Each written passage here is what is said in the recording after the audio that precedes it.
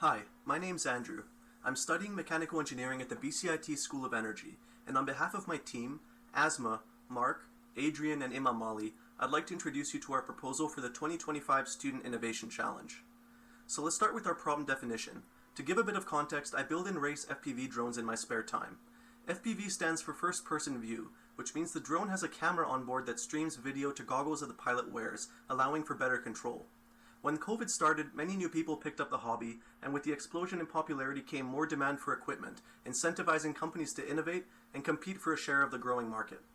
In a few short years, the capabilities of racing drones improved significantly, as off-the-shelf electronics went from only handling around 17 volts to nowadays up to 35.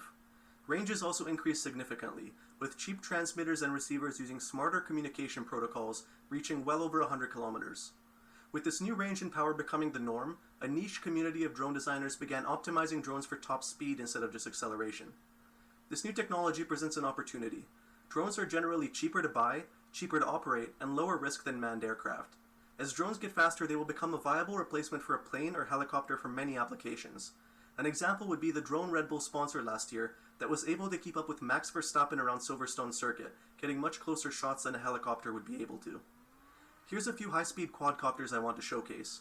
On the left is the AOS HS5 designed by Chris Rosser. It has a top speed of 320 km per hour and is available for purchase for under $1,000.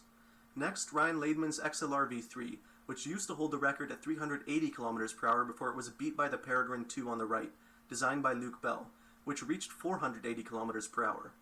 A few weeks ago, an engineer in Switzerland, Samuele Gobbi, posted a video of a test of his new design, which easily surpassed 550 km per hour, making it the new unofficial world record holder. While doing research, we stumbled on the ADIFO, a theoretically transonic capable aircraft that made the news in Romania in 2020. The symmetrical disc-shaped airfoil creates lift, allowing for longer flight times similar to what you'd expect from a fixed-wing UAV, but with the ability to yaw freely and be maneuverable like a quadcopter at slow speeds. The engineers behind the project are patenting a human-scale version, but we believe this design has untapped potential as a high-speed UAV, and it became the inspiration for our project. Our first concept was called the EVD for Emergency VTOL Drone. It's similar to the ADIFO in many ways, but instead of ducted fans we chose two coaxial propellers placed at the center of mass, eliminating pitch and roll moments, which lets us use regular quadcopter flight controllers.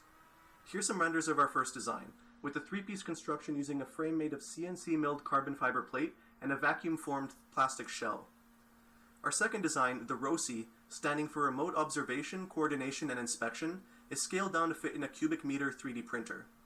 Additive manufacturing gives us more freedom with the design, so we integrated everything in two pieces, which simplifies and saves weight. Here's some screenshots of the model of the ROCI in SolidWorks. The single large duct reduces drag, and everything is fully integrated, making assembly easier.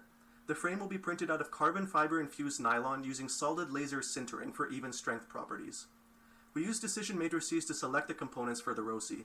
The final specs are a max draw of 150 amps at 25 volts, a similar weight to the AOS HS5, and a cost of under $1,500.